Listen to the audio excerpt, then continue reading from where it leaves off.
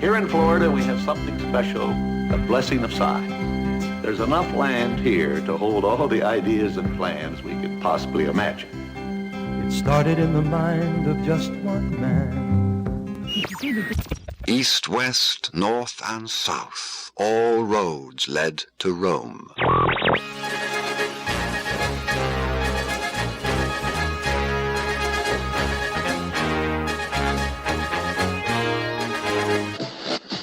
Journey with us now to the dawn of recorded time as we explore the amazing story of WDW Radio, your information station. Welcome, my friend, to the WDW Radio Show. I am your host, Lou Mancello, and this is show number 758.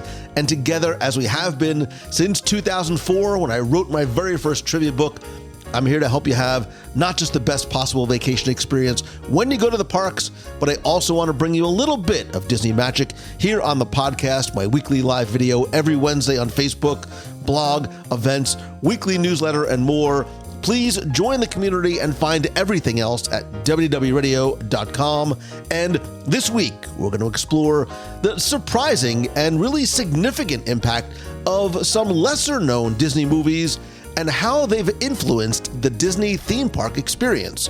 We're going to share some insight and perspective on how these Disney animated and live-action films have not just contributed to, but in some ways transformed the magic of the Disney parks.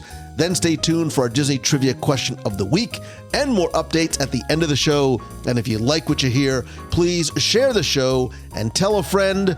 So sit back, relax, and enjoy this week's episode of the WDW Radio Show.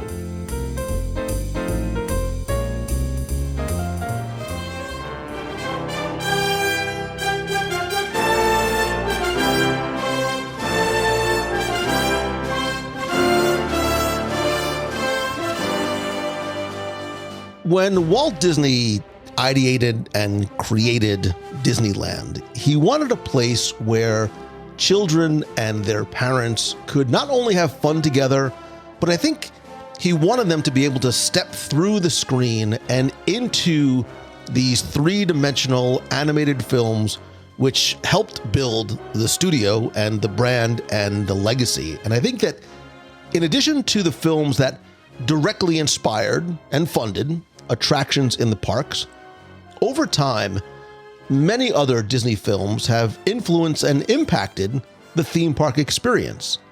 And beyond the obvious, this week we're going to be exploring the surprising and significant impact of some lesser-known Disney films on the development and experience of the Disney parks.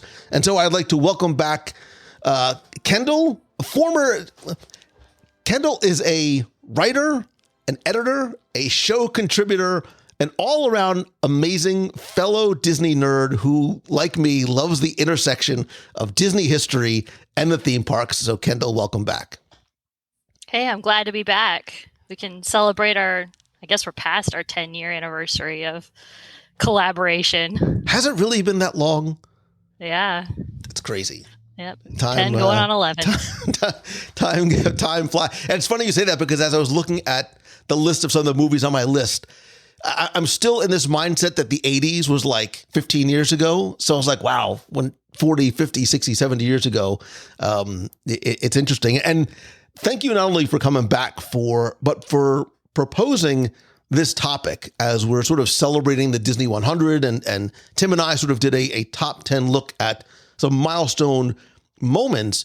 You sort of came at this with sort of the milestone and impactful movies that influenced the theme parks. And again, we don't talk about this ahead of time, but as right before we were starting to record, we talked about that these are going to be films beyond the obvious classics, diving into how some of these other movies have creatively influenced the Disney parks, I think in some obvious and some subtle ways as well. Yeah, this is actually an idea I had a couple years ago for a blog post, and it just kind of sat in the back of my mind for the longest time. And the more I thought about it, I'm like, this would be much better as a conversation to get someone else's input. Yeah, and I didn't realize until we started talking that no movie and talk about being like obscure and connecting the dots. No movie on my list, except maybe one honorable mention, has an attraction in the parks. Yeah, and I mentioned to you beforehand, a couple of mine do, but the reason why I picked them is not necessarily for that.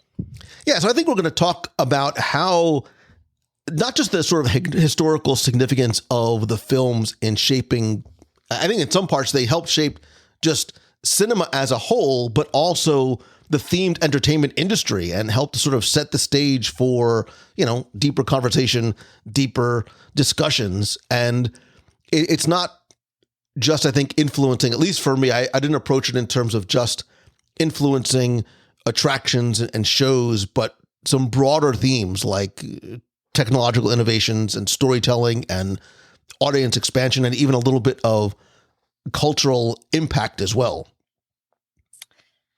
Yeah, I mean, my actual degree is in business, so my mind went to that in most cases, is what, how did these films affect the company that exists today?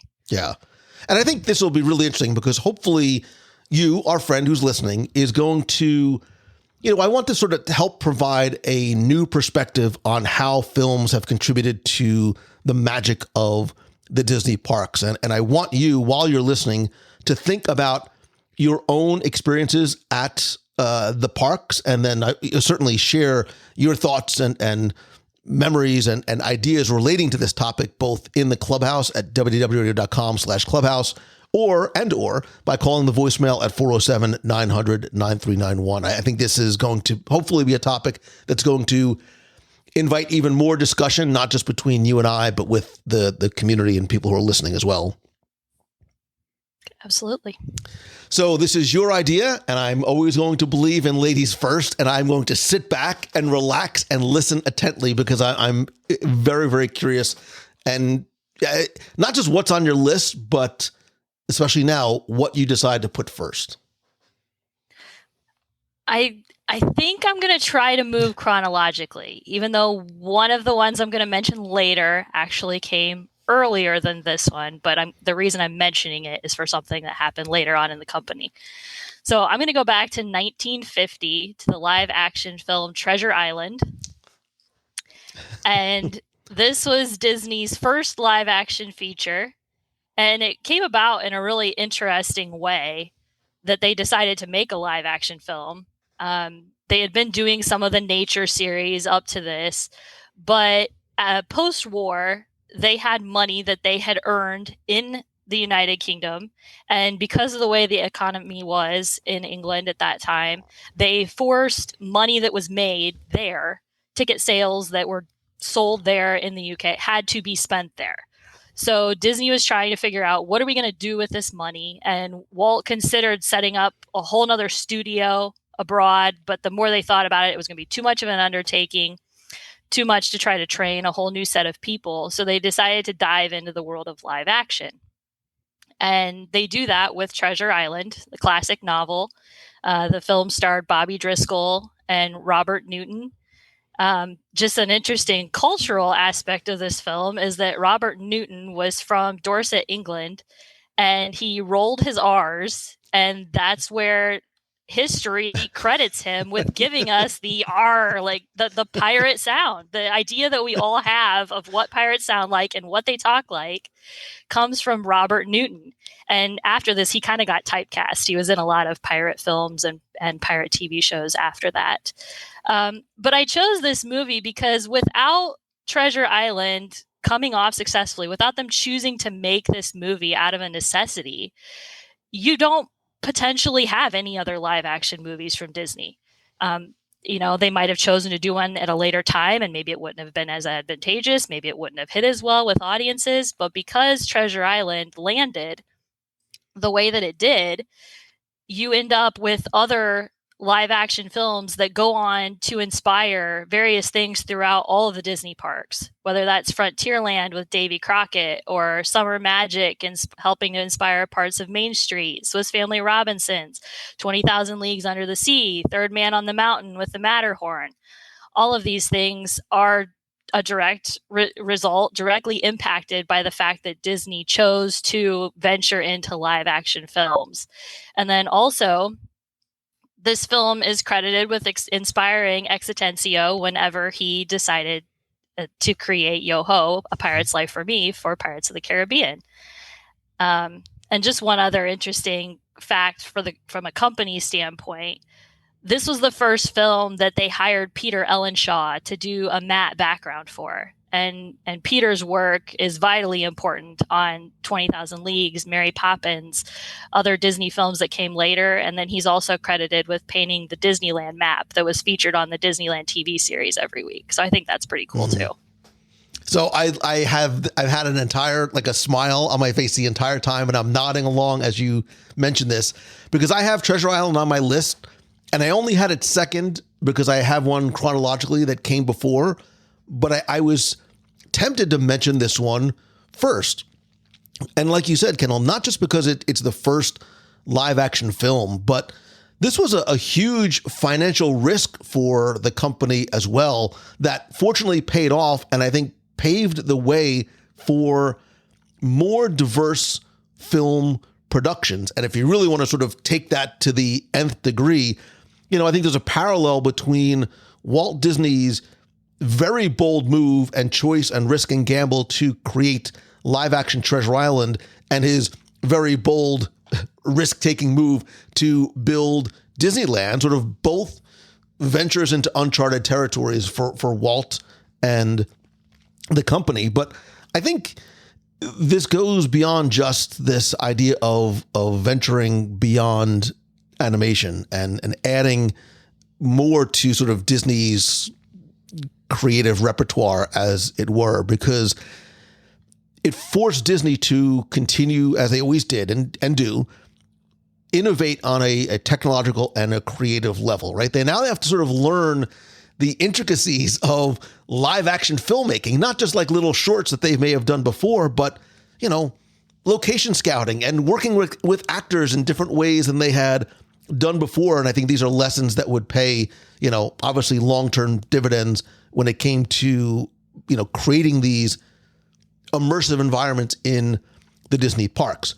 Obviously, it was Treasure Island was a financial success, and I also think by them doing this, and I think Treasure Island was a very interesting choice to be the first live action, because I think it showed and really proved that Disney could diversify its film offerings and still attract a very wide audience, right? It was not just animation. It wasn't just quote unquote cartoons for kids, which was crucial to continue to generate revenue, especially when they're doing things like developing Disneyland and exploring other new ventures. I think when it comes to specifically tying it to the theme parks, this theme of exploration and swashbuckling clearly helps to contribute to and define what Adventureland is in Disneyland. Like you said, while Pirates isn't a direct adaptation of Treasure Island, it clearly is the influence on many years of pirate-themed entertainment. And I think the narrative style of Treasure Island, you can still see that sort of influence in how stories are told in attractions, right? The emphasis on narrative and character development in theme park attractions, I think, goes back to the way it was done in this film. So to call it a landmark attraction for Disney in not just the creative exploration and I think expansion, but financial strategy, sort of helped lay the groundwork for a lot of success that Disney was going to have in movies and in the theme parks to come. Yeah, definitely. And just from a cost standpoint too, you think about like the amount of time that it was taking them to produce an animated film, anywhere from 4 to 7 years for some of those full-length features. And now they have the ability to to successfully produce a film in a much shorter amount of time. Yeah. Oh, good. I'm smiling with that you had it on your list, and I'm also smiling because that's why I made sure that I had more than 5, because I knew there was going to be some overlap. So the first one on my list, again, if I was sort of going chronologically, actually takes place before Treasure Island, and I go back to 1941, and a little film and a little character I like to call, because that's his name, The Reluctant Dragon. This was some of the first sort of foray, and Walt had always sort of done this, going back to even, the Alice comedies, but this blending of live action and animation. It was not, this runaway monster epic success, but enough so that it allowed, I think, Disney as an individual and as a company to explore different film formats, fast forward into things like Treasure Island, and help contribute to the financial stability of the company during the Second World War. And I think what this does is the format and the content sort of gives insights to the approach that Disney would have in not just filmmaking, but as we're talking about in context, the theme park development, right? You sort of talked about this, the Reluctant Dragon was almost like a behind the scenes tour, right? If you've never seen it before, I'm 99% sure it's on Disney Plus, and it gives viewers a tour of the studios that's led by Robert Benchley, and it shows a lot of sort of peeking behind the velvet rope, as it were, in terms of the animation process, going from storyboarding to voice recording and animation and how it all sort of comes together. And really, for the first time, I think gives viewers a look as to how animated films are made. And I think that sense of transparency and authenticity and the educational aspect of the film not only kind of took the mystery out of the animation process, but I think makes it even more interesting and attractive and fascinating to the public, right? Sometimes people say, well, I don't want to know how the magic trick is done, but sometimes you do. We take behind the scenes tours of Walt Disney World because we don't want to spoil the magic. I think we want to appreciate it even more. And I think what this does is it's sort of like, when I thought about this film, Kendall, I thought about this in terms of, it's like the first one to sort of like break the fourth wall in terms of blending fiction and reality, sort of, and literally sort of being acknowledged and spoken to as the viewer, which is really sort of central to the Disney theme park experience, right? The idea of immersing us in a story, giving us a peek behind the scenes, and then enveloping us into the narrative is, fundamental to what the Disney park experience is. And if you really want to sort of, extend the connecting of the dots out, I think things like The Reluctant Dragon can be seen almost like as a precursor to things like the studio backlot tour at Disney's Hollywood Studios, where we could see not how animated movies are made, but how movies are made. And I think that's what Walt always wanted. I think Walt wanted people to be able to see how the magic is created, maybe inspire people to want to do that as well. And so we see it in attractions like the studio backlot tour. We see it in other attractions that have come. I think even as simple as, allowing kids, lowering the windows on Main Street to allow kids to look and see, not how the sausage is made, but how the candy is made. And this idea of seamlessly blending entertainment and animation and education into a single film product continues on in the parks today. I love this because as you're sitting here, first off, I never even gave a thought to The Reluctant Dragon. But as you're talking and I'm sitting here thinking about, like that gave you this peek behind the studios. And I can't say that was the first time a studio ever did that. I don't know. But the fact that Disney was willing to do that set up a standard that they're willing to do this. So then when it comes time for the Disneyland TV series, it's very easy to show people because you've already welcomed America as an audience into, your process of what you're doing.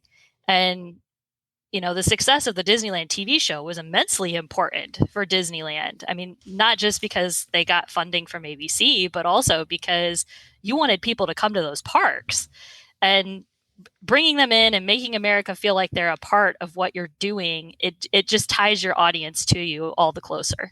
Yeah, I agree. And I think the Disneyland TV series, I didn't even think about it in that term, but I think you're right. It is there.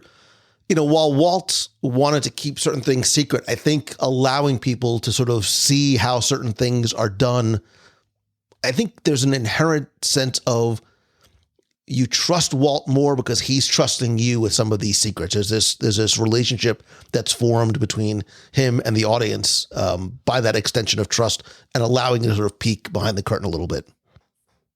Yeah, I mean, definitely. I think that's how you get to that Uncle Walt persona. Yeah. Good. I love this, by the way. I'm so like... Well, after that one, I'm going to jump ahead to 1964. And I know you said we're going to do things that are more obscure, but I'm picking what would seem like a very obvious choice, but for a non-obvious reason. I'm choosing Mary Poppins, which grossed, $31 million. It won 5 Oscars. It's on AFI's list of greatest movie musicals of all time. Like, seems obvious pick to choose this movie. Walt considered it his crowning achievement. They used new processes in order to be able to film the animated sequences, like just groundbreaking from every standpoint. But the reason why I chose it is for 2 little things that happen in this movie. One of which is Walt wanted them to use an audio animatronic bird for Mary to sing with in the spoonful of sugar scene.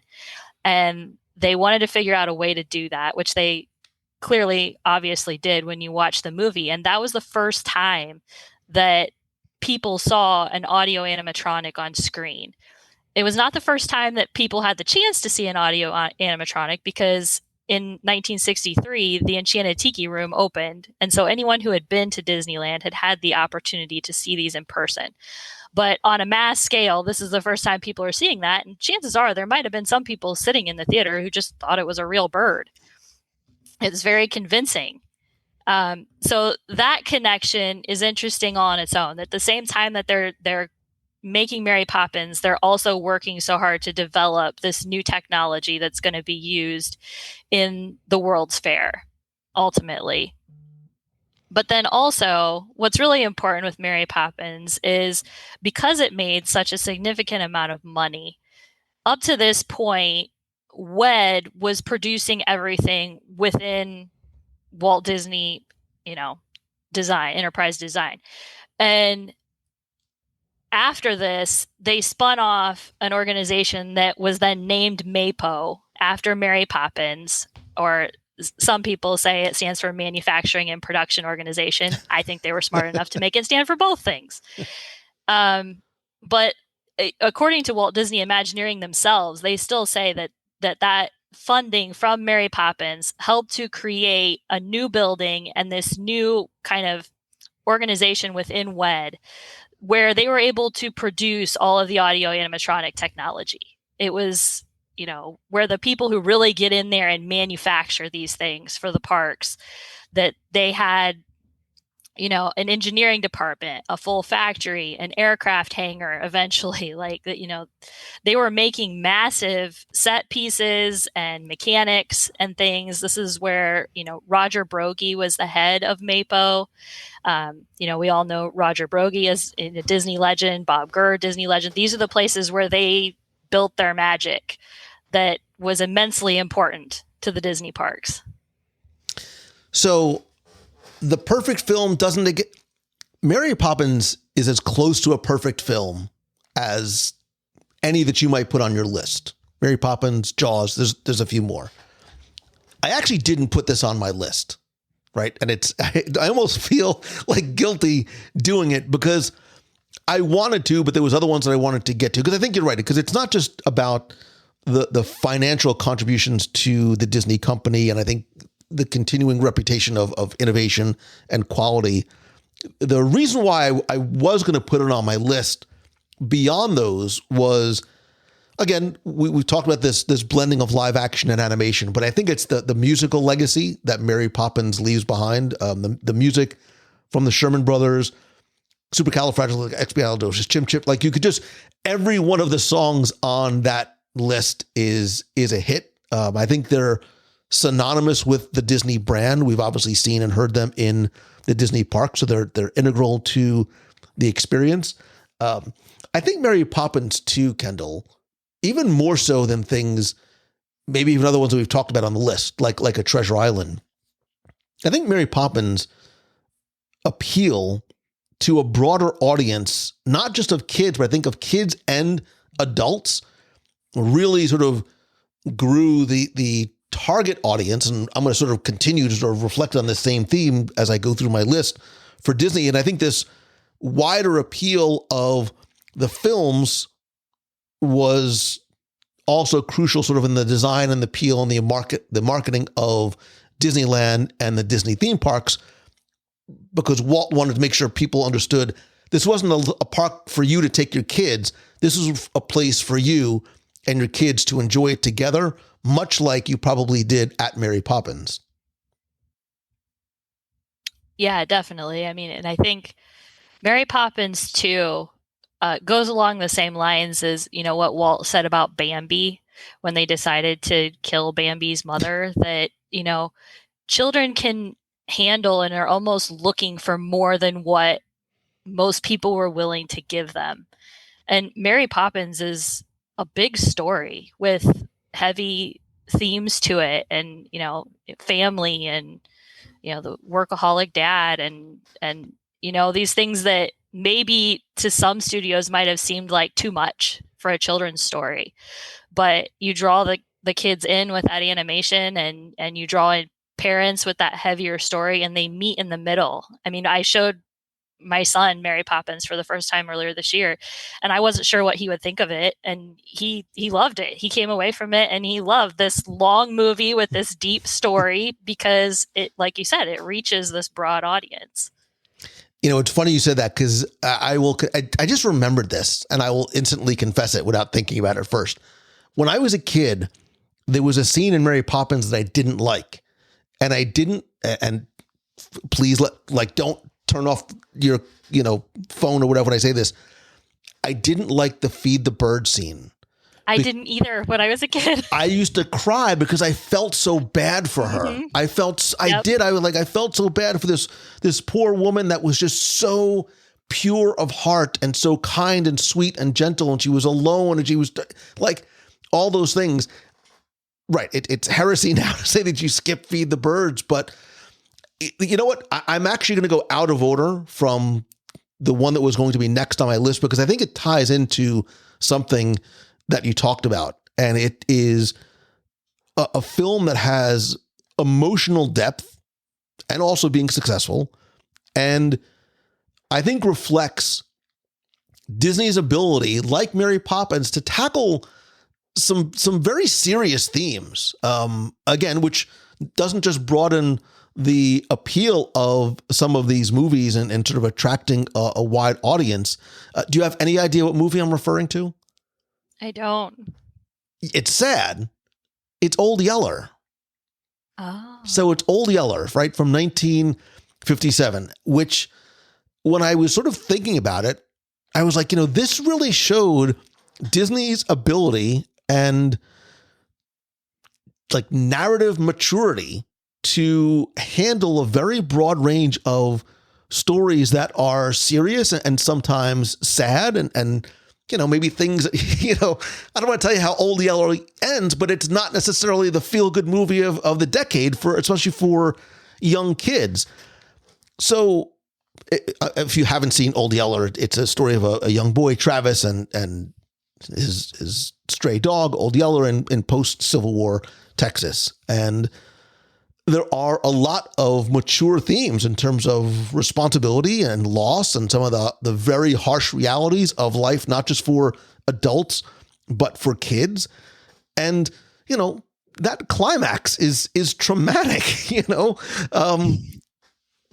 If you don't want to be spoiled, fast forward for a second, but Old Yeller gets rabies. It's been a while. I think you're safe. That's right. And I think Disney was one of the first companies and productions to tackle such emotionally charged subjects, especially for children. And this portrayal of grief and loss is very new for a company who's known for, whimsy and escapism and animation and fun and music and all these things. I think this movie deeply affected viewers, right? So again, does it broaden the appeal of Disney because now as a studio and as an audience, you're like, well, wait a minute. Disney is able to talk about some of these things and create productions that are beyond the fanciful and the whimsical and the magical and all of those things, and allows them, and I think gives them a little bit of grace and encouragement to try different things that will appeal to a wider range of ages and interests. And I think it's a pivotal film in the company's history to sort of grow and adapt beyond, even if sort of the established norms are the ones that they were setting for themselves. It allowed them to grow, not just in cinema, but I think in terms of what they were going to be able to do in terms of storytelling in the theme parks. And I think even too, in terms of movies, after that, and even still to this day, we get, even in the animated films, we get some very deep, emotional, complex narrative type of topics that are covered in films and in the parks. And I think Old Yeller is a big reason and maybe, catalyst for that. Yeah, that's a really interesting way to look at it. I would have, again, it's interesting to see how our lists and how they come together, because I would have never thought of Old Yeller, but that's a great point, because, Disney has never shied away, 50-year history of Disney World, the history of Disneyland, shied away from the depth of story in their attractions and what they're willing to do, especially, they invented the amusement park. So, there's a little bit lack of a comparison there in older history, just because places were mostly roller coasters and things like that. But yeah, the broad story, the willingness to look at what a child is willing to take in and understand in an attraction, definitely, I think, comes from their history of being willing to do that through film. I just sort of, you don't get the making of me if you don't have Old Yellers. Again, I think parents coming out of Old Yeller and coming out of the making of me probably were not necessarily prepared for the questions that they were going to get at the end of both. Very true. Well, I think I'm going to jump fairly far forward in time, all the way to 1985. And I'm going to be curious to see the look on your face when I say this. I'm jumping to the Black Cauldron. Oh, I love it. It's on my list. Really? This is the Crazy. one I'm like... See, great minds think alike. This was one of the first ones that I thought of, because, yep. Sometimes it takes something really wrong to get to something right, and I said that to my husband, and he said, well, yeah, sometimes you have to go through the Dark Ages to get to the Renaissance. He's like, you can't have the Renaissance without the Dark Ages.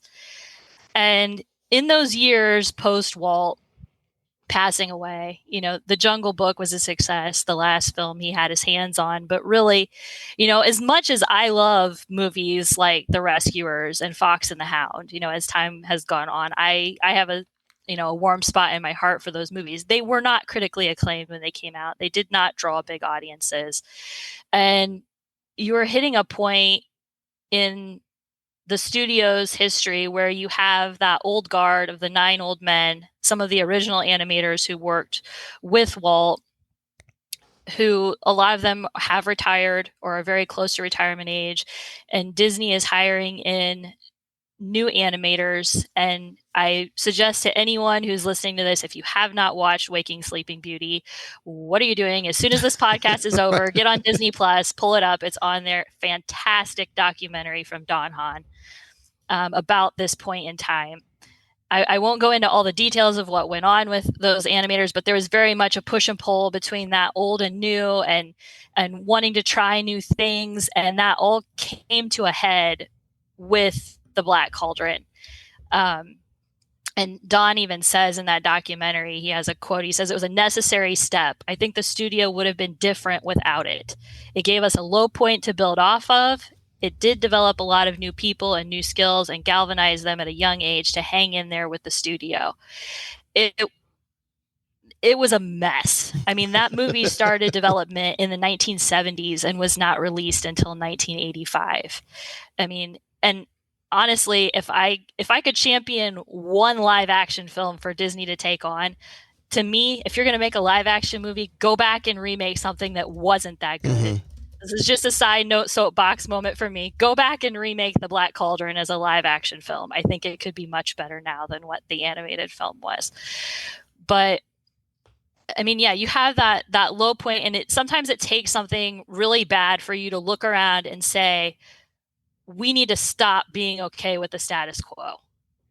And I think that's what that movie did, in combination with them, some new leadership that came in at the same time. It really is a turning point that without, it could have gone either direction.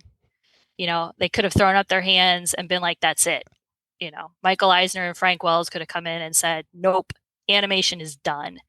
Especially because there's actually an interview with Diane Sawyer from back then where she looked at Michael Eisner in the interview and she says, "Can you afford to make these movies?" And Michael Eisner said, "No, we can't, but we have to." And, this is the company's legacy. And I think, with a few select of the older animators that were left, some people who learned lessons from this movie.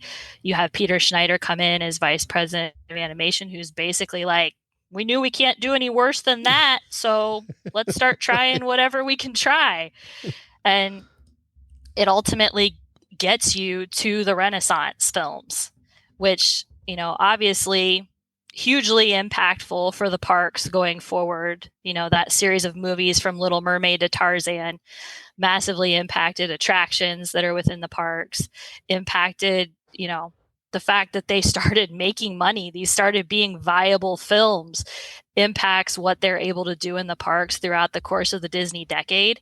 And it impacts us as an audience. It brought in, a whole generation of people who, you have all the 90s nostalgia now. You have nostalgia for those Renaissance movies. And I think that created a very core fandom amongst Disney that's very important to them, in not just the film sector, but also the park sector. Yeah, and it gave you Gurgies, Munchies, and Crunchies for a while too. I love it. I love it. I love the reference to old Walt Disney World. When I thought about Black Cauldron, it was like, yeah, you can talk about it in terms of the use of CGI and advanced animation techniques and, some of the darker tones and things like that. But you're right. The Black Cauldron is significant because not because of advanced animation techniques. It's significant because it underperformed badly. And to say it had mixed critical reception is an understatement.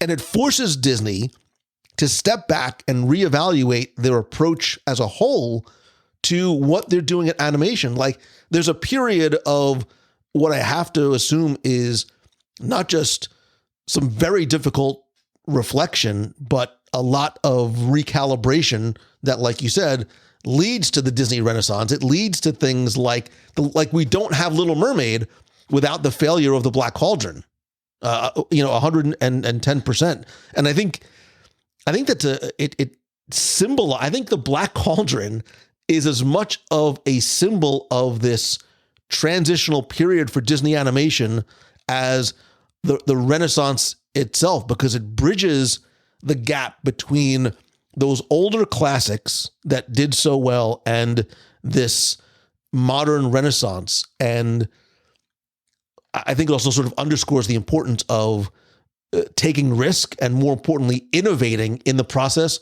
when something doesn't work well, when something doesn't go right, and admitting, admitting that the black hole, the Black Cauldron was not a success, and then being able to sort of pivot and do what they need to do to usher in this new, renaissance, the first of many renaissances that were to come in animation. Yeah, I mean, because just from a technological standpoint, like you say, the first film was CGI. It's like, okay, well, we tried it, and now we can move forward with that. And also this is kind of bridging that gap between the Xerox process and then when they moved to the CAPS process of animation, which was a very important transition as well. And you get some young animators in there who are willing to try new things, willing to learn these new things. And again, on Waking Sleeping Beauty, you see from some of them who are literally like, we got moved out of the studio. We got moved to a new spot. We didn't know if we were going to have a job the next day. That creates a feeling of desperation. You're willing to, I will learn how to do caps. I will learn how to do whatever I need to do in order to keep my job with this company that I've always wanted to have. Yeah, I love that you, I really love that you put that on your list, because this is not just about relatively obscure films, but, and at first I agree with you. I don't love remakes, but if you're going to remake something, this is the one that is primed to be sort of given its due, right? Give this story and give these characters their due. As tempted as I am to go to something that is later on my list, I am going to jump back in time a little bit. And there was a little part of me, Kendall, that almost was like, well, I don't need to put this on this list because maybe it is obvious, but I want to keep it on for maybe some of the non-obvious reasons. And I'm going back to the mid-1950s, specifically to one man and the Ballad of One Davy Crockett. When you think of Davy Crockett, you're like, wait a minute, Mangello, you're talking about movies, you're not talking about TV shows. Yes, it was a series of TV films that eventually led to the creation of sort of the Davy Crockett package picture. And yes, it's not a traditional film per se, but I think it's really important, not because it led to the Davy Crockett Explorer canoes, but more importantly, if we're talking about the Disney theme parks, I thought of this in context, Kendall, of not just the storytelling of Davy Crockett himself, but the influence of Disney media on merchandising. Like if you go back to the 50s, to say that Davy Crockett was a cultural phenomenon is a wild understatement. Davy Crockett was the Taylor Swift of the 50s. Fess Parker was the titular character in this TV show, The Ballad of Davy Crockett, where it was iconic, right? It literally was like on the charts, like a Taylor Swift song. And the coonskin caps was, it was the item that every kid wanted for Christmas that year. And talking about sort of a TV show and in context, sort of a movie that can showcase Disney's ability not just to sort of create merchandise to sell in the parks, but it created a trend that influenced pop culture as a whole. Like this very much transcended sort of the Disney fans and the Disney theme parks, because this unprecedented and unrelenting demand for Davy Crockett merchandise, including the coonskin caps, was a strategy that obviously was going to and continues to be, an important one, and that's integral to the theme parks. Certainly, Davy Crockett helps to not just form the foundation, but solidify, yes, we need a frontier land in Disneyland. The land that sort of reflects this frontier spirit and the adventure of the Crockett series allowed kids to walk into this land, don their coonskin hat, grab their, I still have in my garage somewhere, like they used to sell like these old wooden rifles and old like wooden.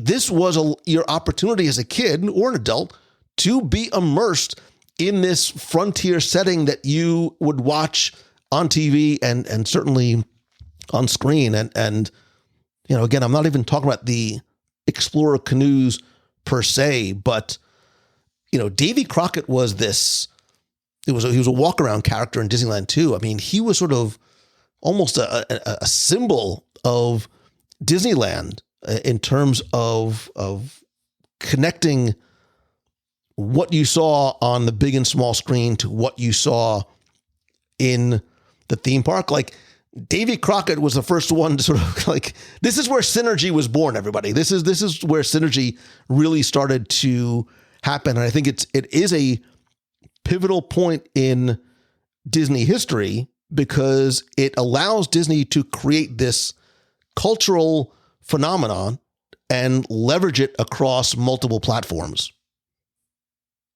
Yeah, absolutely. I mean, there's a reason why Davy Crockett is responsible for like how many minutes worth of the Disneyland opening day special. I mean, you say that about synergy, like you think it's a big deal when the Mandalorian showed up in Galaxy's Edge. Like Davy Crockett, yeah. I mean, it's synergy, it's the original, and I don't just say this in jest. It's the original IP. Mm-hmm. Playing a huge role in the park. I mean, that was present from the day that Disneyland opened. Yeah. That was, Walt wanted that there because it's what people wanted to see. It's what people were enjoying. It was hugely important to the company at that point in time.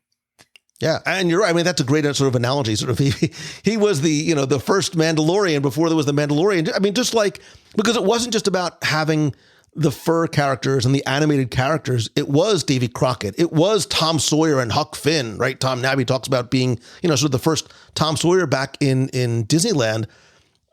And a lot of this happens because of Davy Crockett. Yeah, it's interesting that you went that direction with merchandising and even Davy Crockett plays a role in my next choice that I have, which might seem funny when I say that my next pick is Pinocchio. So how are Pinocchio and Davy Crockett related? So, and again, why am I placing Pinocchio here if I'm moving chronologically? Well, I'm actually staying in 1985. Pinocchio came out in 1940. Pinocchio, immensely important film with regards to the furthering of animated movies, which is quite astounding considering it comes right on the heels of Snow White, the first animated film. But, I've just recently come around to, with having the full slate of Disney movies available to me on Disney Plus, I've come around to turning them on and watching them for a whole different purpose than what I watched them for when I was younger.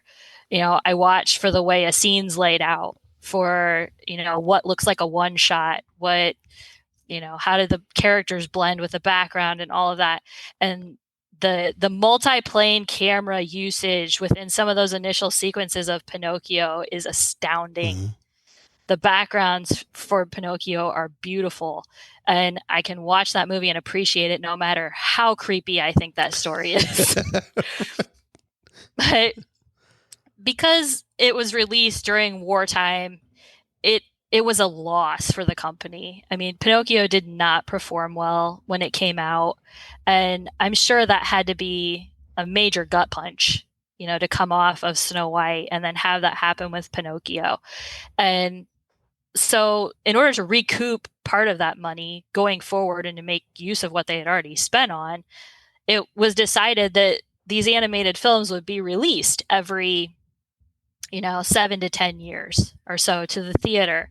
So Pinocchio was released and re-released in 45, 54, 62, 71, 78. And each subsequent release, it made more money. And the initial thought in the company was these prestige films will not be shown on television because we want to be able to make that additional money off of them by re-releasing them to the theater. So you get to the late 1970s, 1980s with, the new technology of Betamax and the VHS.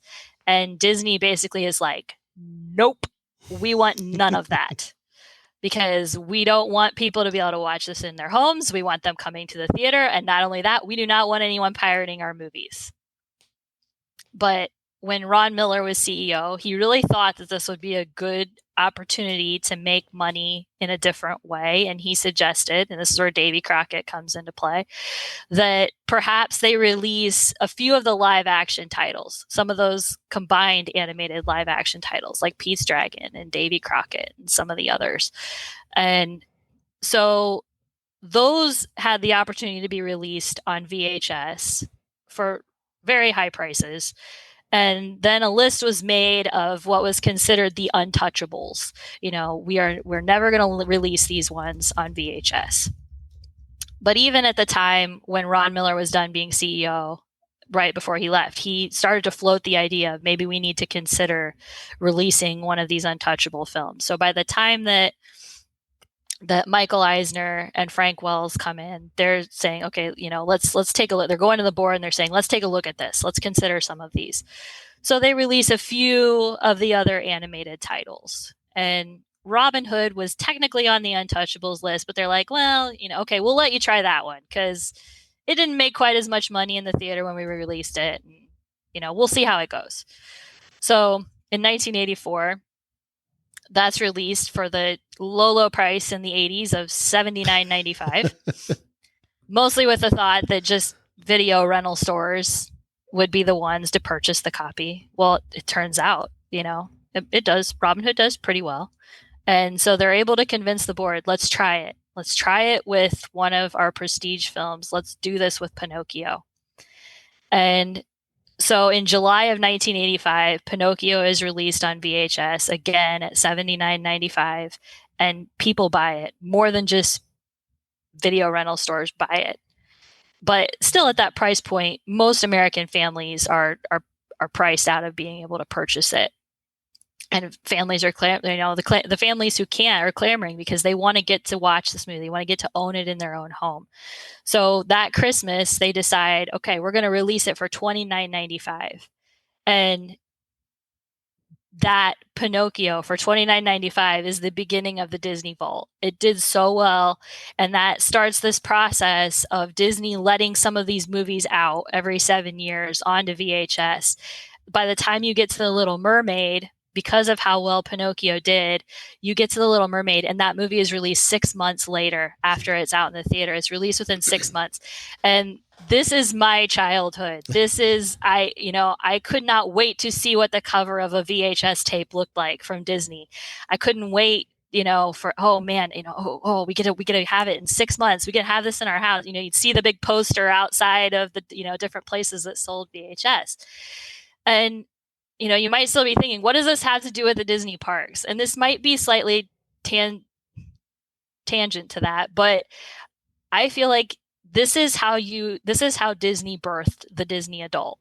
And I know some people look at that phrase with disdain. I don't. I consider myself a Disney adult.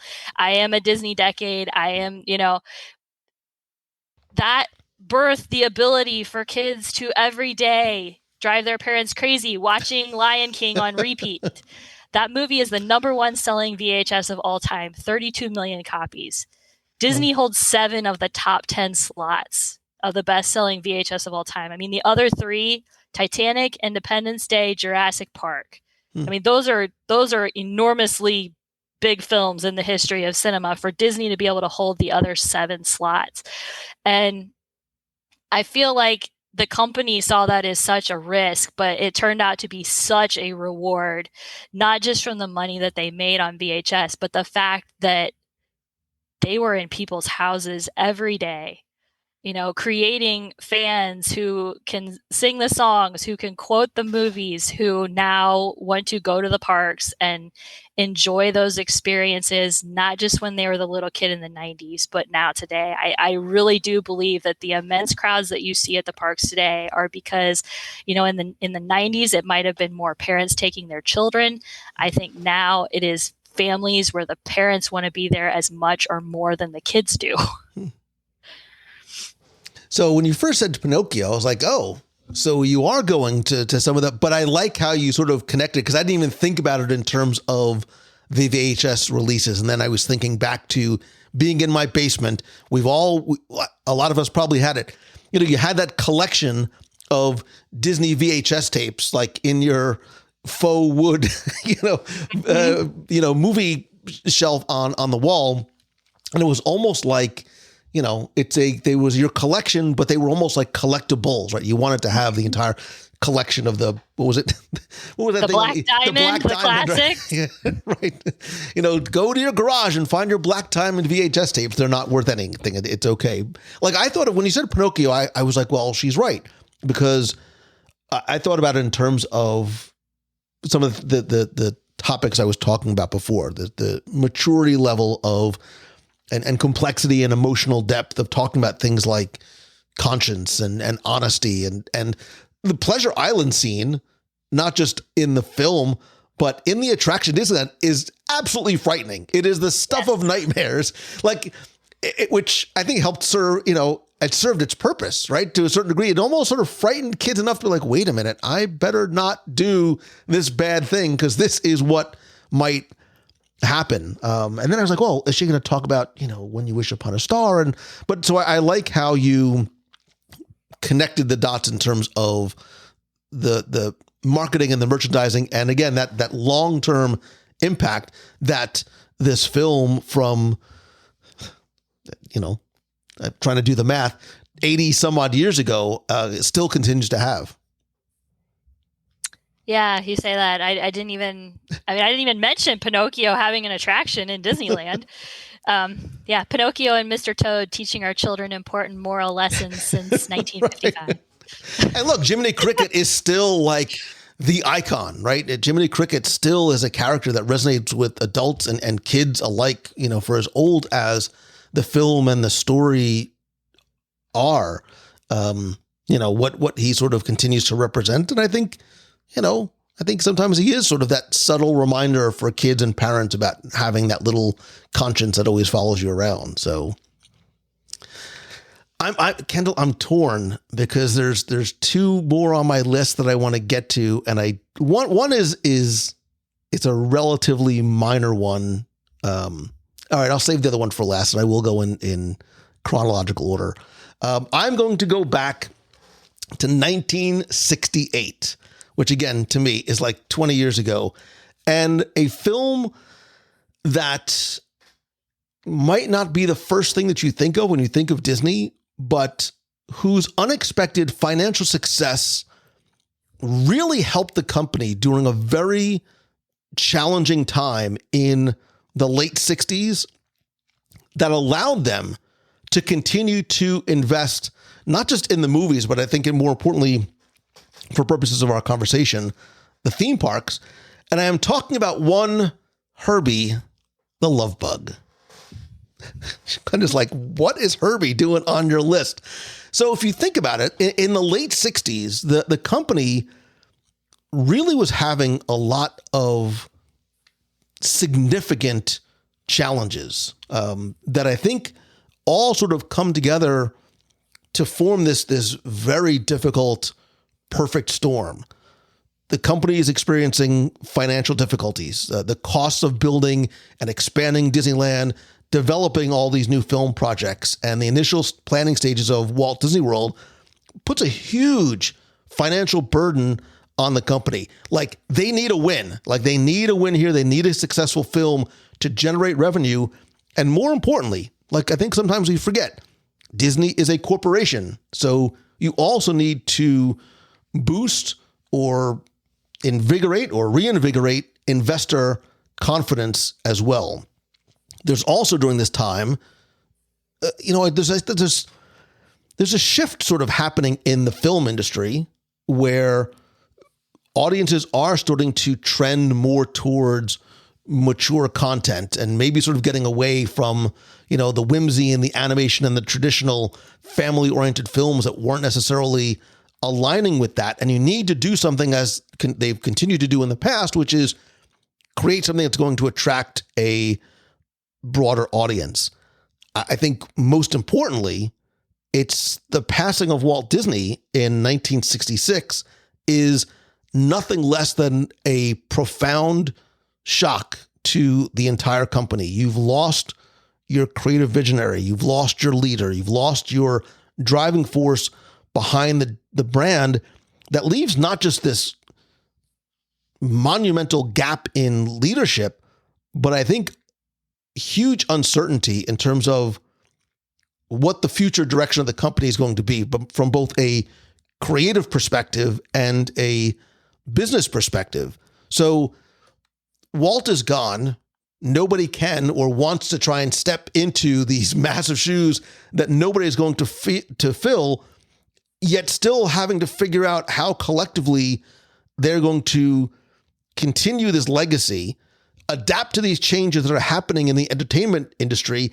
And, by the way, we've also committed to the expansion and the growth of our theme parks. And I think it's an interesting time to sort of look at the company and how the company and the parks and the studios all individually and collectively have to continue to evolve, right? So when I talk about Herbie the Love Bug, I'm not talking about it in terms of, it's this blend of live action comedy and fantasy. It's the impact on Disney in terms of the reach. The impact on the theme parks is not just, cars can be characters too, like in Cars Land. But I think it is sort of this symbol of creative and inventor of storytelling.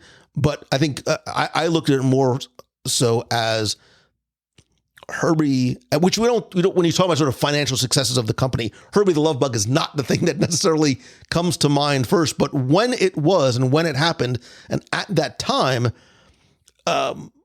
yes, this family-friendly entertainment that sort of goes beyond the traditional animation and continues to influence the theme parks, etc. And I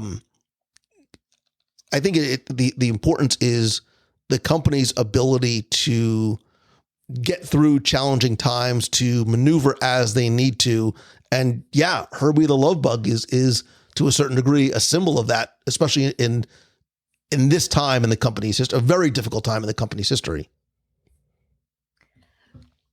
Well, yeah, I mean, you look at that period of time. I mean, even toward the end of Walt's life, some of the animators even will say that he kind of had lost his interest in animation, and that transition toward more live action and needing to have a broad reach of genres there, where Herbie's more of that slapstick comedy, and also Dean Jones and the whole innumerable amount of movies that he did for Disney at that point in time that helped them get that through that period of transition that was very important leading up to being able to open Walt Disney World.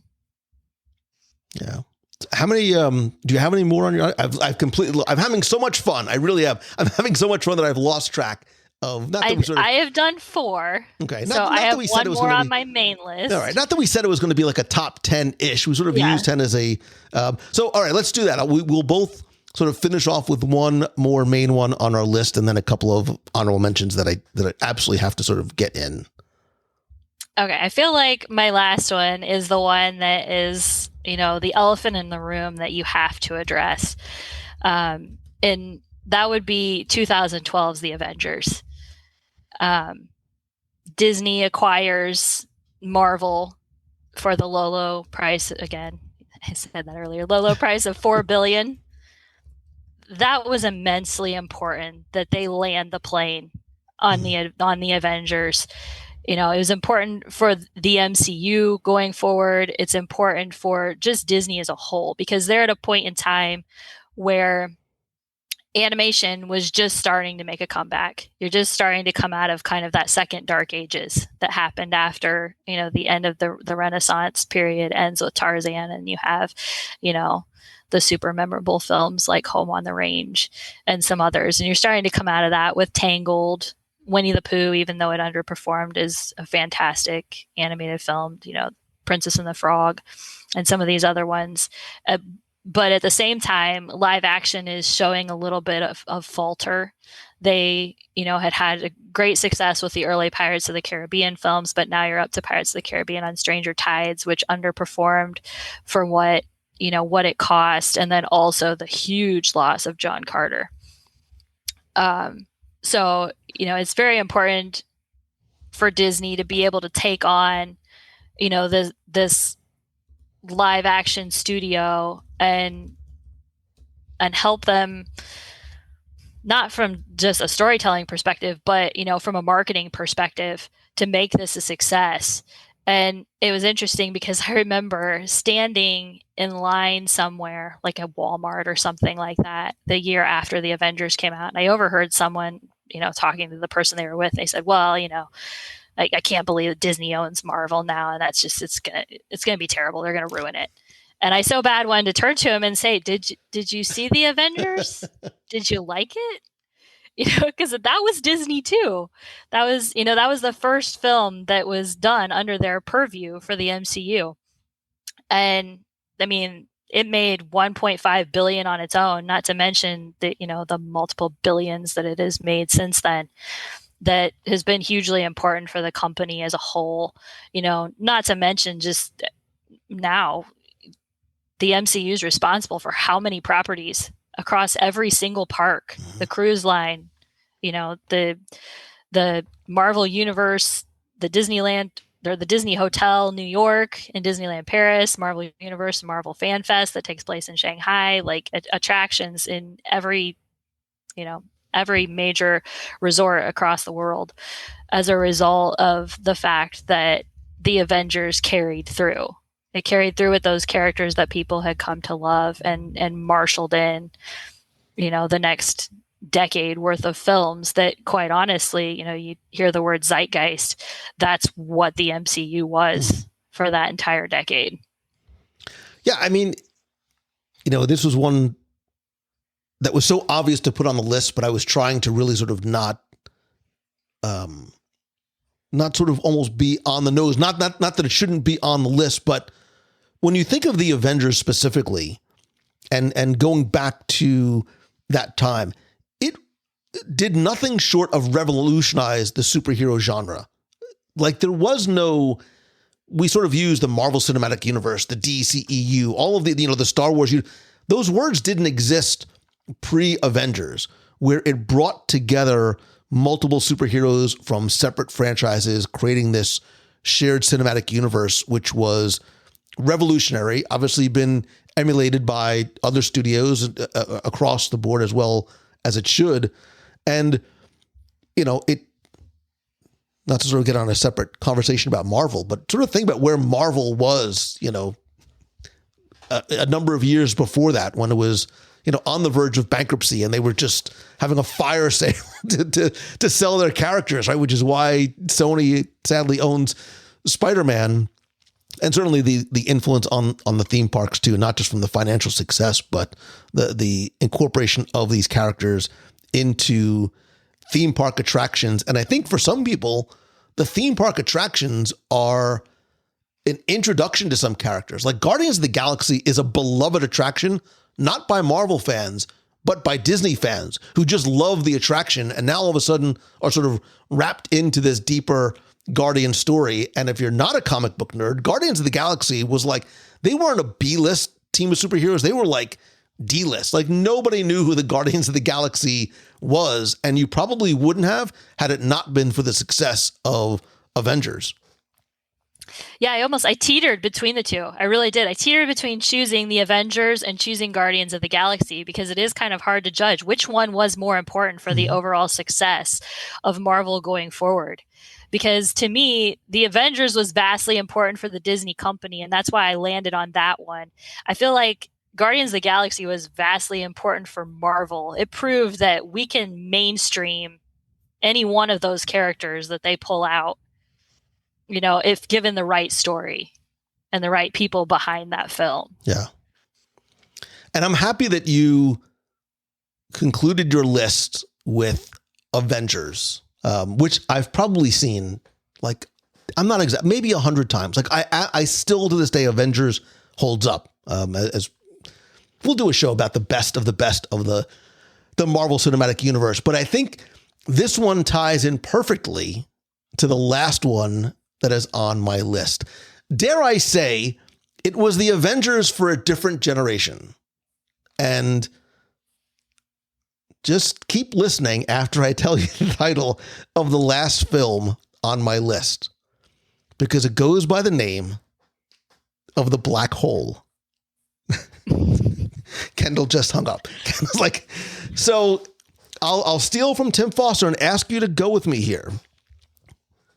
The Black Hole was Disney's first PG-rated film when it came out in 1979. It was a very unique endeavor for the company as a whole, for a variety. Kendall's literally sitting back on her couch, like with her arms folded, like, okay, Mangello, let me see if you can sell me on The Black Hole. It was Disney's... I'm just listening intently because if I'm being completely honest with listeners, I have never seen The Black Hole. So Stop it. We have to have a watch party one night. Okay. I've been saying this on the Wednesday Night Live show. I'm going to do this. We're going to do a Black Hole watch party. And then but I want to do it where I can see people's reactions at the very end of the film. And Kendall, when you get to the end of the film, you'll understand why. This is Disney's first science fiction film. It is the first film to receive a PG rating. It is a shift in Disney's approach to filmmaking as a whole. It had implications not just for the cinematic output, but I think for the theme parks as well. Look, they're not just entering the science fiction genre here, right? Obviously riding on the huge coattails of movies like Star Wars. So it shows Disney's, all right, we're going to pivot. We have to explore some of these new genres that we really haven't dipped our toes into the water before. And look, I think we take it for granted now, Kendall. Like, Disney at this time, Disney in 1975 was still Disney. It was the cartoon company. Yes, they had live action movies, but they were not making films that were going to be PG rated. So it's a huge departure just from a pure perception point of view in terms of, well, Disney just makes family-friendly movies. Now what are they doing with this, PG film that is very, very dark? It's very, very complex, to say the least. But I think it stands as an important film because it shows that the studio is once again ready, willing, and able to diversify the type of content that the studio is producing. So again, they're continuing to broaden their fan base beyond kids, beyond adults, beyond families to maybe a segment of the movie-going population that Disney was not reaching, going back to your Marvel, which is why they acquired Marvel, right? To attract that certain demographic of, teenage to young boys. Now this is doing it in the same in terms of science fiction fans and sort of darker sort of fantasy storytelling fans as well. It also, again, before sort of connected to the movies, it's a technologically innovative film in terms of, and yes, you might say, well, the special effects don't hold up in 2023. In 1979, they were still very impressive, right? That especially for Disney, that had not sort of gone into this type of filmmaking before.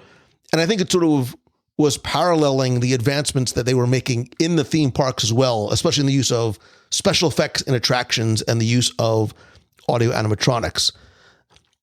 I think, too, you can watch the Black Hole film sort of just on its face and the story that is being told. But I think Disney was really showing like, hey, there's this contemporary trend that is going on that we have to make sure we hop on board with and leverage, not just in films, but in the theme parks as well. Black Hole, not a huge commercial success. I'm not going to sugarcoat it at all, but I think it does pave the way, like some of the other films on my list, to allow Disney to diversify their portfolio. And I think because this was sort of, and yes, we did a show, I'll link in the show notes. We talked about Disney and space years ago and sort of Walt always being a futurist and things that Disney had done in space. But I think that you can make connections between the Black Hole and some of the echoes in attractions like Space Mountain and some of the narratives even in other space themed attractions and this wonder of space and the thrill of exploration. So I'm going to plant my flag not very firmly, but firmly enough in the Black Hole in terms of it being it might not have been a financial success. It might not have been a critical success. It's not for everybody. That last scene is super weird and super dark, but it did represent Disney sort of stepping out of their very family-friendly comfort zone to, and again, there's a lot. We can sort of do an analysis of Black Hole after you watch it, but there are deeper undertones and I think cultural and time-sensitive things that are going on in the Black Hole that will probably fly over the head of kids who are watching, but definitely be understandable to adults. And it had a great cast. Like any movie with Ernest Borgnine in it, has got to be good. Slim Pickens is the voice of Bob, uncredited, by the way. Kendall has no idea what I'm talking about, but No, I know those references.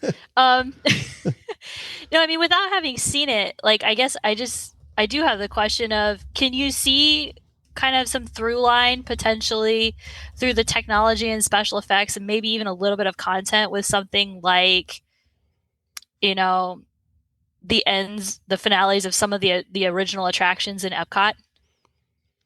Like, is there a potential, with that whole sci-fi, or was that just something maybe that was present more at that point in history than that's when why you see the ending of the Black Hole, you'll understand why I'm laughing at it. The Black Hole, I will, without a doubt, is the weirdest, most fascinating, darkest, and downright creepy ending to a Disney movie you will ever see. Ever. Like, across the board. How does it rank with Return to Oz? Because right now that's my top level creepy Disney movie. The ending of the movie of the Black Hole, and if you're listening and you have seen it before, you're hopefully laughing on your treadmill, walking your dog, or in your car, because it defies logical. Like the ending of Black Hole is very much subject to interpretation. It is not a clearly defined ending at all, but it has very, very, very serious like undertones of life and death and heaven and hell and the 7 layers of hell. Like it's, I don't mean dark in like a Black Cauldron dark. I mean like super dark stuff. And there's still a part that I don't understand. Okay.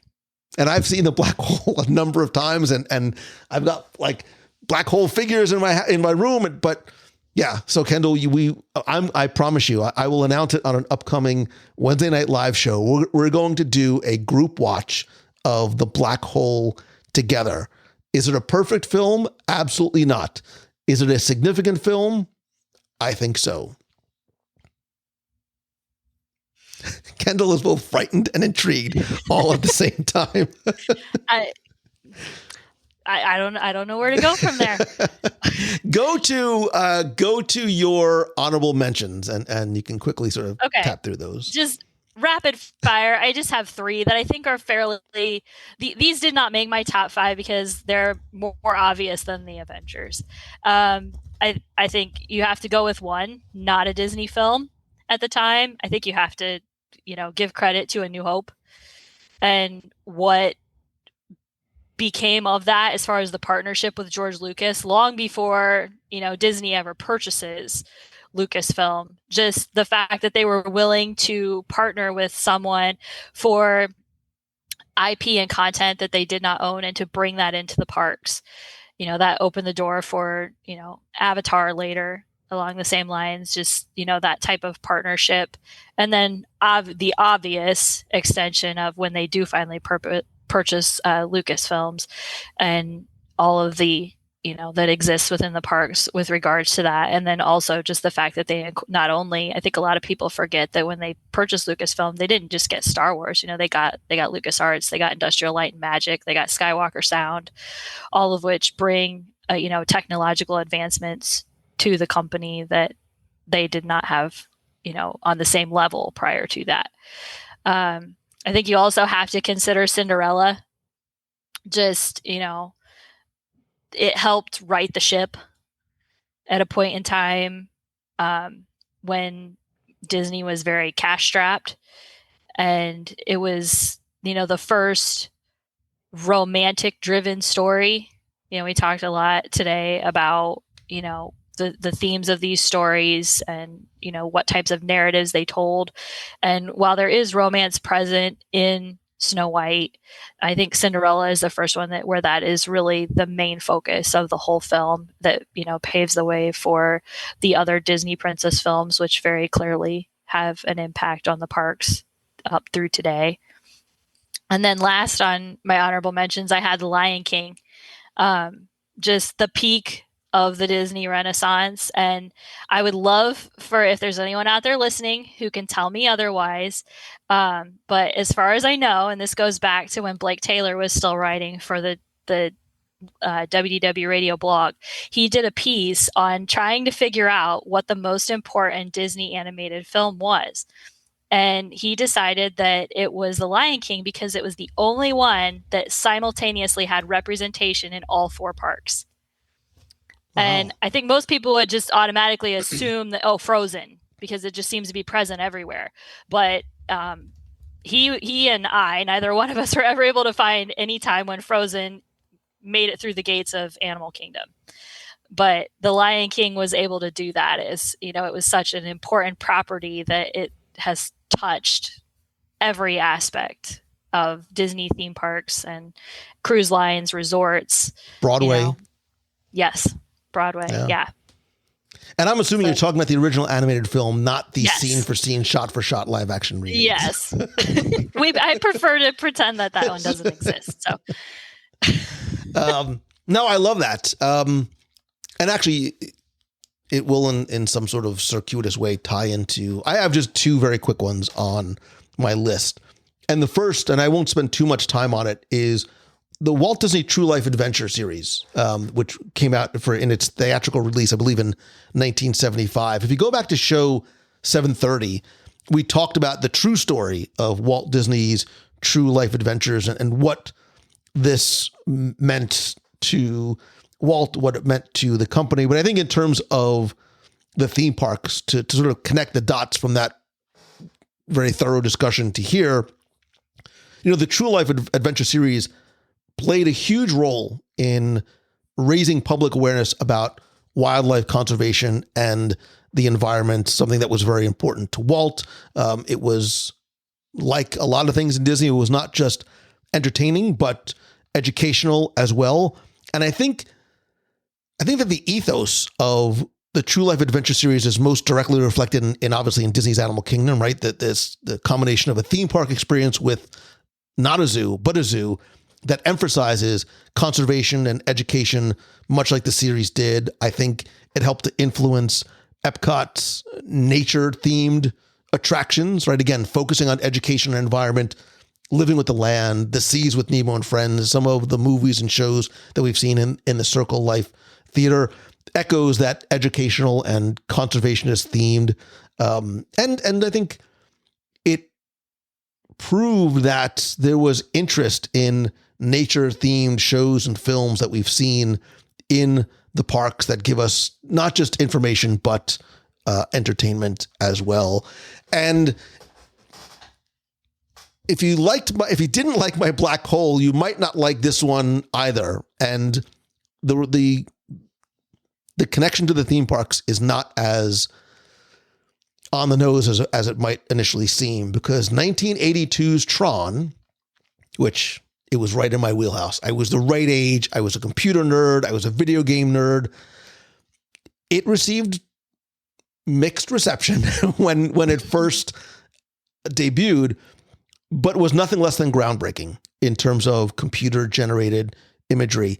This was and represents still probably one of the most massive technological leaps that influenced Disney's approach to integrating technology, not in films, but in terms of theme parks, and creating these very technologically sophisticated movies as well as attraction. And I think looking back on Tron, these many years, and I still love Tron. Like, I still love the original movie and the use of CGI and the use of special effects and the impact on Disney's brand. And even I think in the theme parks, not just the attraction per se, but the aesthetic and the themes of Tron's are obviously reflected in how Tomorrowland has evolved and the futuristic themes. And look, Tron Light Cycle Power Run, when I first wrote it in Shanghai, was the culmination.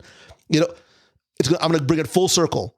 Walt wanted Disneyland to be a place where we as kids and adults could step away from the screen and into these movies that we loved. We just wanted to be a part of. Maybe not Pleasure Island and Pinocchio because it was weird and creepy, but other movies and some of the happy parts.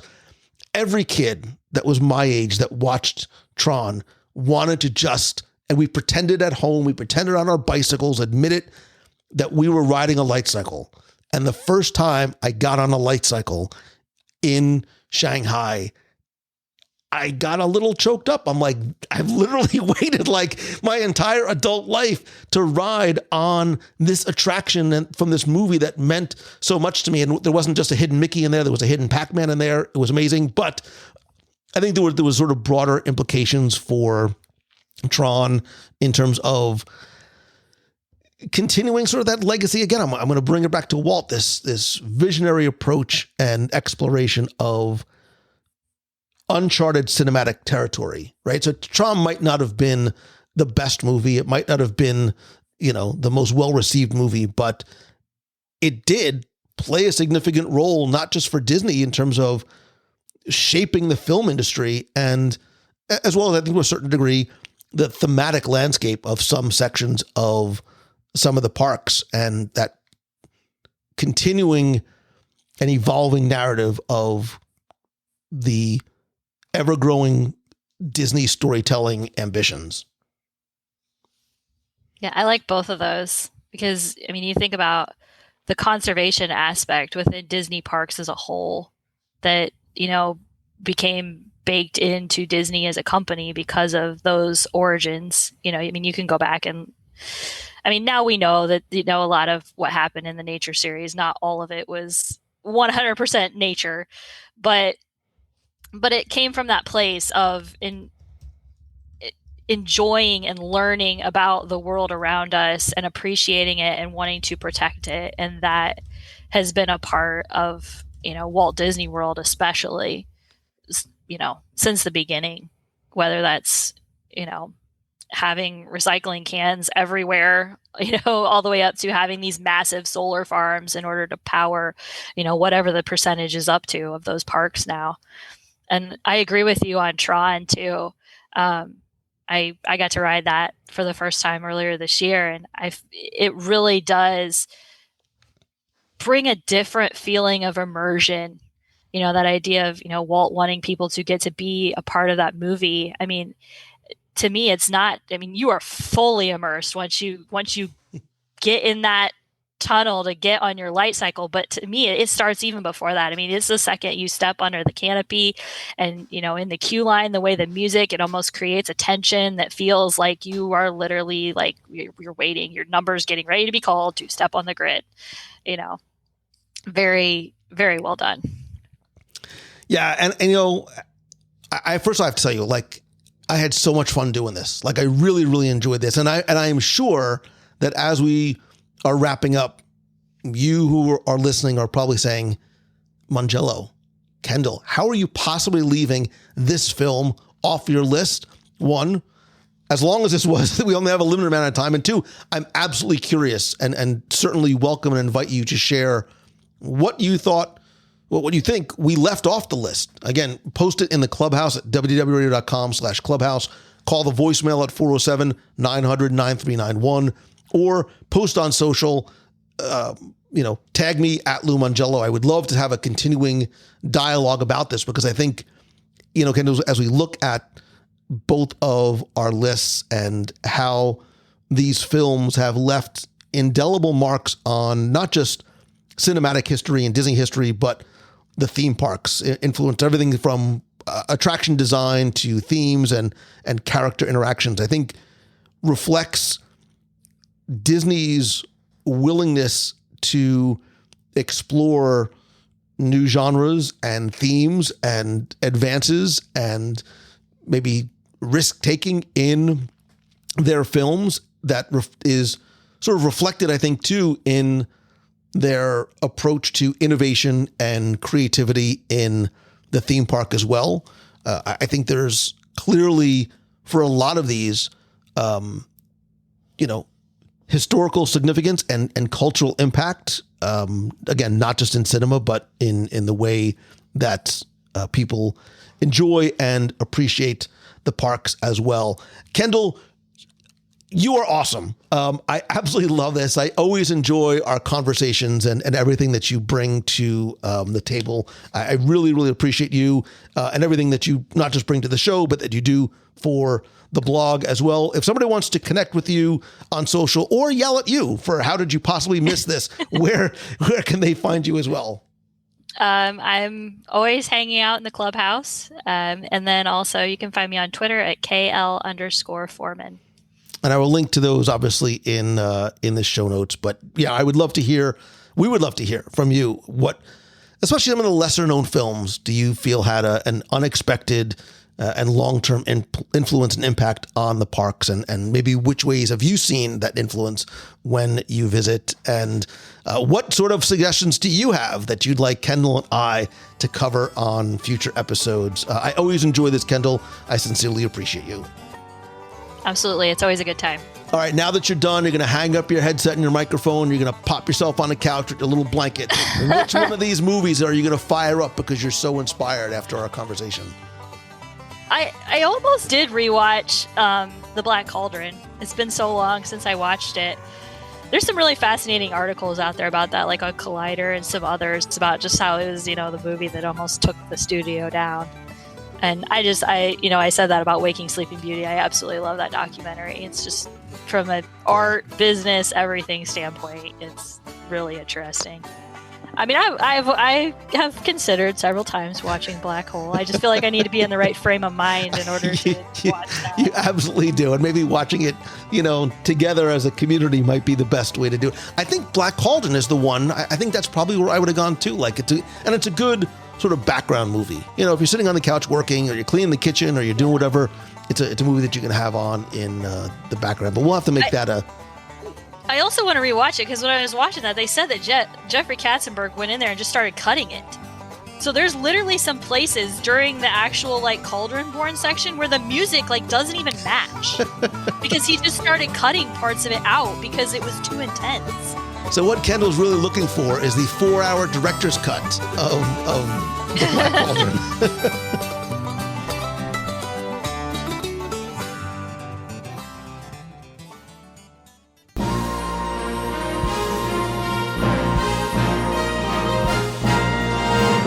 It's time for our Walt Disney World Trivia Question of the Week, where I invite you to test your knowledge, not just of Walt Disney World's history, but I want to see how well you pay attention to the details in what you see or hear, remember, maybe even taste.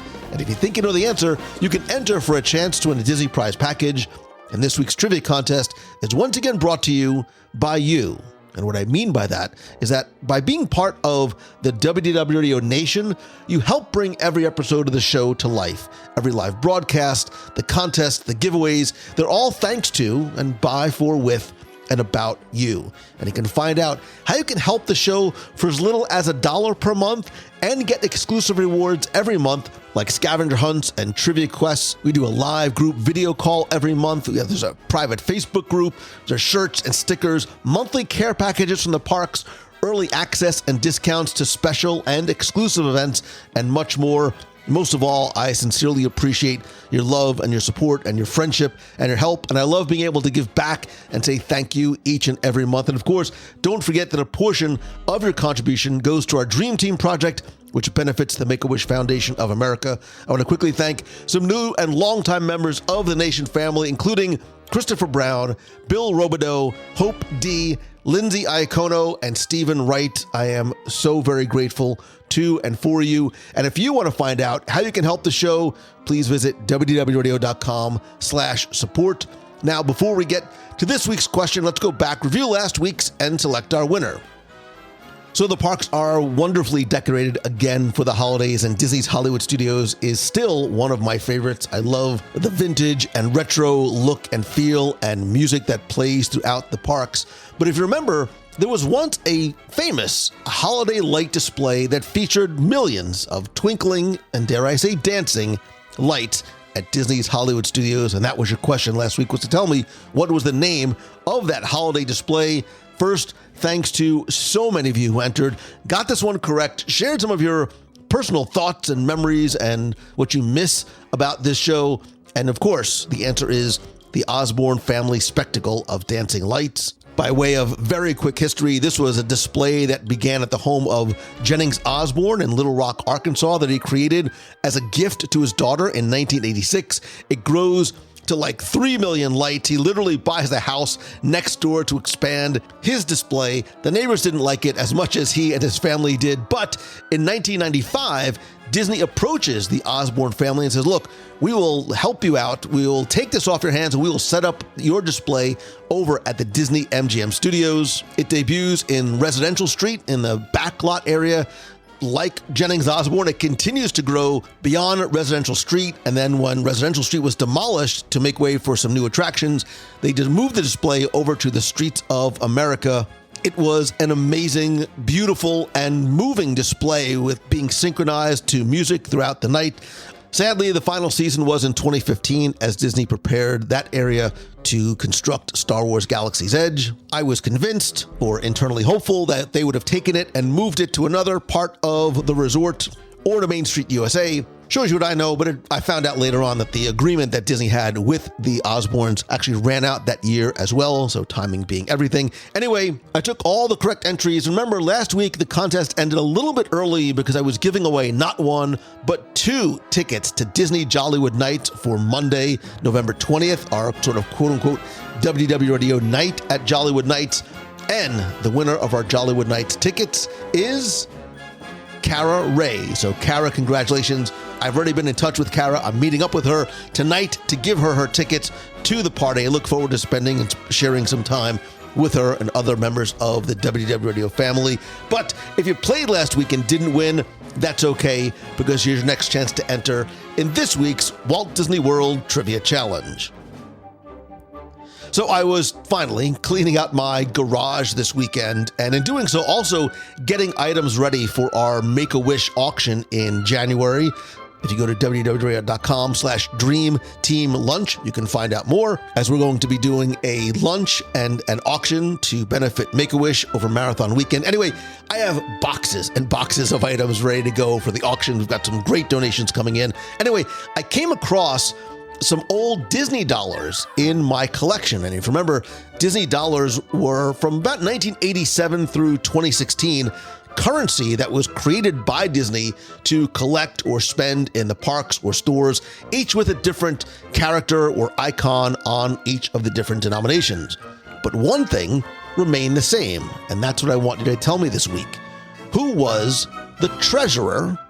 If you think about it, you can figure it out pretty easily. Who was the treasurer of this fictitious Disney bank that issued Disney dollars? You have until Sunday, November 26th at 11:59 p.m. Eastern to go to WDWRadio.com, click on this week's podcast, and use the form there. This week, you're once again going to play for a WDW Radio 3D keychain, stickers, and pin. And because it's not just the spirit of the holidays, but it's Thanksgiving week, and I am thankful to and for you, I'm going to throw in a bonus mystery prize as well. So good luck and have fun.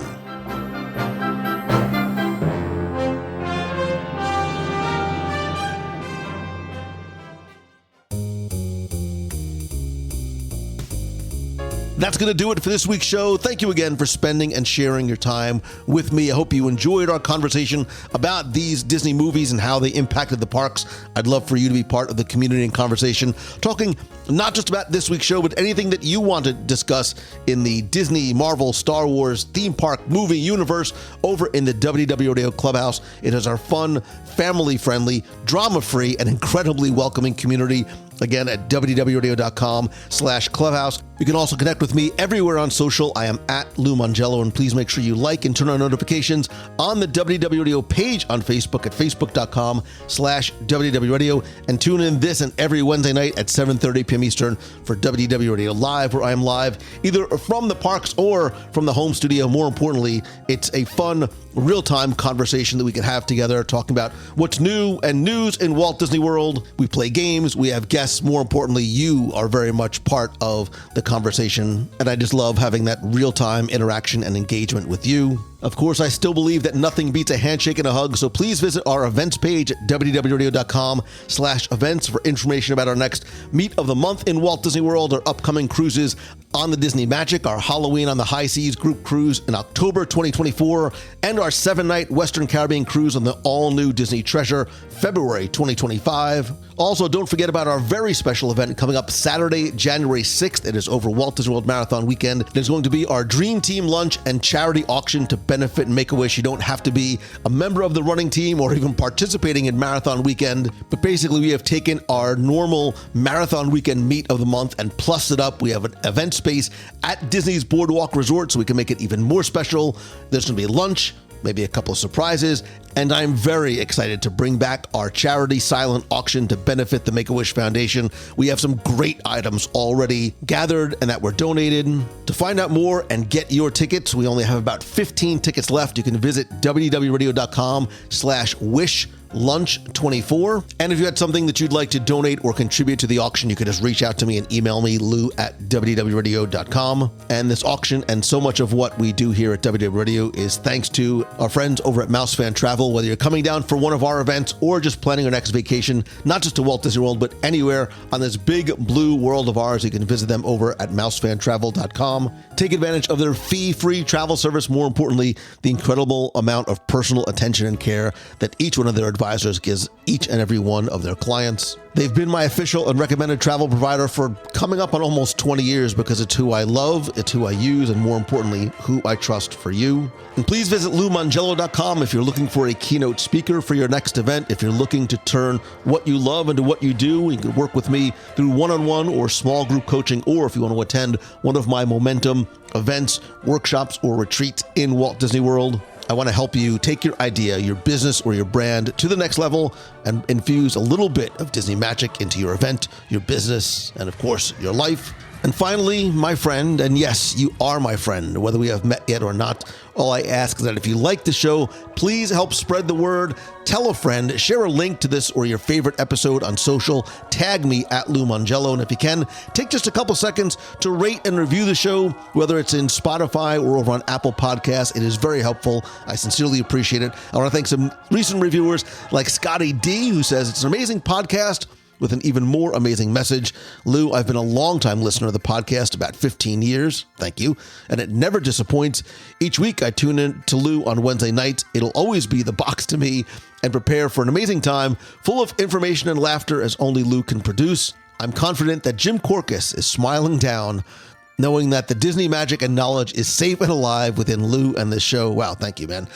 You are truly a positive leader and role model for everyone in a difficult post-pandemic world. I want to thank you deeply for all the love, laughter, and legacy for this thing called Disney Magic that you bring with a smile each week. Keep up the passion and always choose the good. P.S. Much love to Becky and Tim as well. Scott D. from Massachusetts. Scott, man, thank you for that. You've made my day. You've made my week, which are incredibly kind words, and clearly embracing the philosophy of choosing the good and finding the good in everything and everyone that we see and encounter each and every day. And just like Scott's simple review put a huge smile on my face and gratitude in my heart, you too have the power to make a difference and inspire others and to create a ripple effect of kindness and compassion simply by choosing the good. And whether you are in or from the United States or not, whether you celebrate Thanksgiving this week, we should always and all be grateful and thankful for not just what we have, but who we have in our lives. There is something and someone to be grateful for each and every day, and I don't think it should be relegated to just one day or one time of year. And in that spirit, know that I truly and sincerely from the bottom of my heart am thankful to you and for you, even if we have never met before. Everything that I am blessed and fortunate to be able to do and share with you is because of you. So thank you. I really hope that this is your best week ever. And if there's ever anything that I can do for you, please reach out and let me know. So until next time, thank you. I love you. See ya.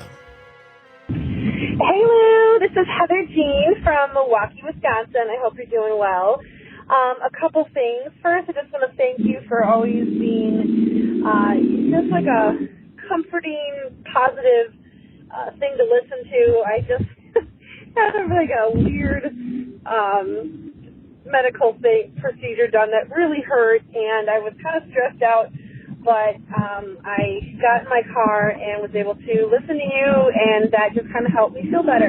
Also, I am turning 40 in less than 3 weeks on December 4th, and I have decided to have a fun, epic celebration, and I've always wanted to do an alone trip to Disney, so I am actually going just for a day. I'm leaving Milwaukee at 6:25 a.m.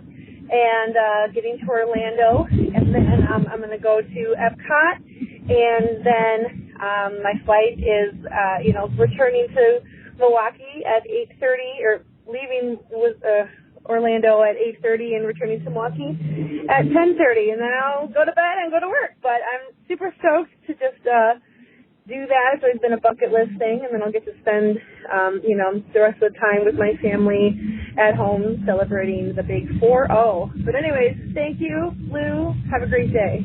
Hey, Lou, it's Patrice Roberti from Metro Boston. It is Saturday. It is the 18th of November. And I know, I know that you know this, but I was listening last night to number 288, Hidden Treasures of Epcot's Future World.